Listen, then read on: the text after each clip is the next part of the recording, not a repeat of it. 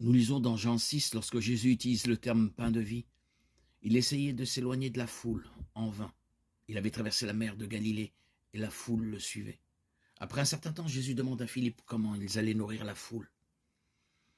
La réponse de Philippe montre son peu de foi lorsqu'il dit qu'ils n'ont pas assez d'argent pour donner à chacun de la plus petite bouchée de nourriture. Finalement, André amène à Jésus un garçon qui avait 5 petits pains et 2 poissons. Avec cette quantité, Jésus nourrit miraculeusement la foule avec beaucoup de nourriture en réserve. Ensuite, Jésus et ses disciples retraversent de nouveau la Galilée. Quand la foule voit que Jésus est parti, ils le suivent à nouveau. Jésus profite de ce moment pour leur donner une leçon. Il accuse la foule d'ignorer ces signes miraculeux et de ne le suivre que pour le repas gratuit.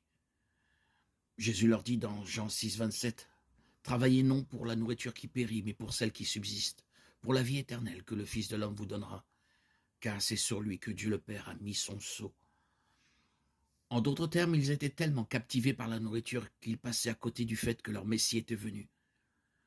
Les Juifs demandent donc à Jésus un signe qu'il a été envoyé par Dieu, comme si le repas miraculeux et la traversée de l'eau ne suffisaient pas. Ils disent à Jésus que Dieu leur a donné la manne pendant leur errance dans le désert.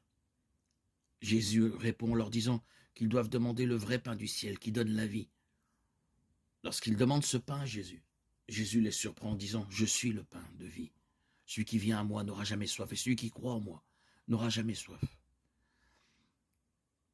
L'expression « Je suis » est le nom de l'alliance de Dieu, révélée à Moïse au buisson ardent, Exode 3, 14. L'expression parle d'une existence autosuffisante. Encore une fois, il faut noter que Jésus ne parle pas d'atténuer la faim et la soif physique. La clé se trouve dans une autre déclaration de Jésus dans son sermon sur la montagne dans Matthieu 5, 6. C'est une déclaration phénoménale.